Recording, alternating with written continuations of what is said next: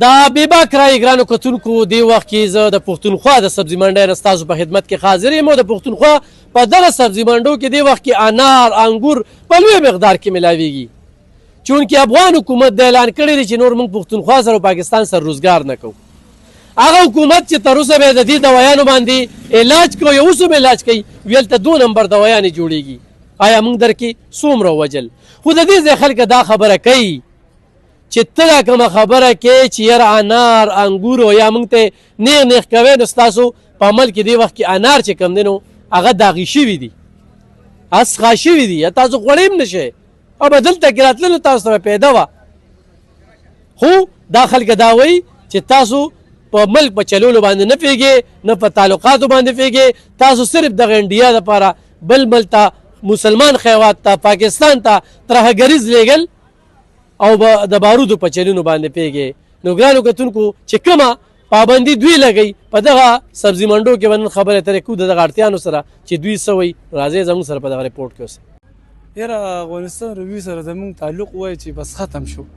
ځکه ختم شو چې هغوی زمونږ مسلمانان پاکستان هم مسلمان ملک دی افغانستان هم مسلمان ملک دی او دوی د انډیا پر هغه باندې چلیږي په طریقو باندې هلکه تا سره تا باندې جنګ راغی تا له پاکستان څه څه ونه کړل لږ خو هغه یاد کړه چې تا له پاکستان څه څه نري کړی د افغانستان نه به ډېر مریضان راغل او زموږ سبزي منډۍ چارسده سړه سبزي منډۍ کې به کار کول یو 2 کسان پکې وو هلکه ولې یاره ما مور راوسته پلار مې راوسته دلته ولې موږ علاج کوو په دې دفتر کې به په مردان روډ باندې به دفتر وي تاسو به کتلي کچرو سره دې سره یې کورونه وو هغوی مور پلار دې له راوستو څه له راوستو علاج دپاره پاکستان ته راوستو علاج دپاره یو پاکستان نه چې بغیر ویزې ورته خلک راځي ته بل ملک ته ځې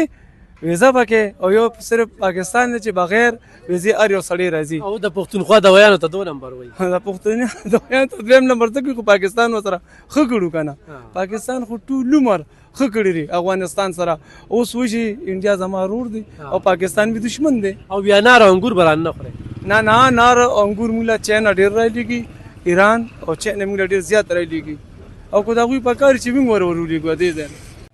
بس موږ ورته په ښه نظر نه ګورو چې رویه صحیح نه ده چې رویه صحیح وي نو زموږ وروڼه موږ دا همدلته به ملک کې 40-50 کاله ځان سره وساتل دي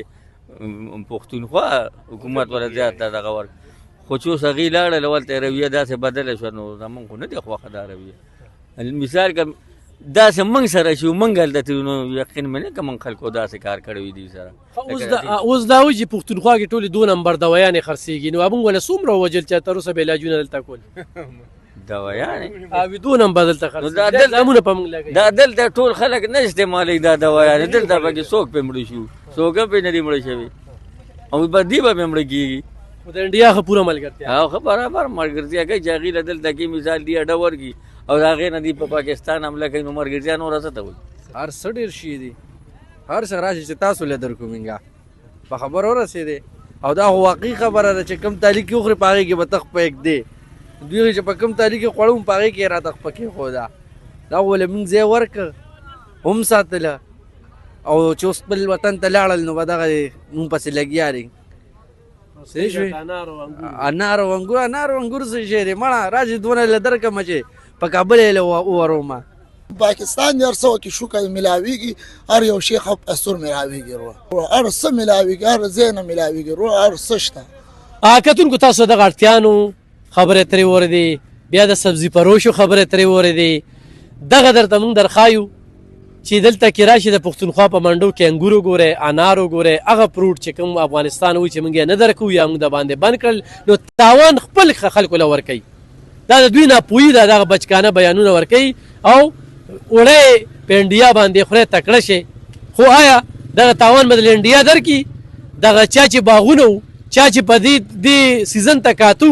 او تاسو نن د هغوی دغه فروټ بند کړل د هغوی لم پیدا ورکړه هغوی لم نقصان ورکړه دا د انډیا په وینا باندې خو دا مو وایئ چې پښتونخوا خلکه یا د پاکستان خلکه دوی به انار فروټ دغه میوې دوی ته میلو نه شي نو راشي دونه ډېر دي چې دوی وایي چې دا چې موږ یې چې درولېږو خو په کار ومي نو دغه ریپورټ هم درته وړاندې کوو ډېره مننه خوشحاله اوسئ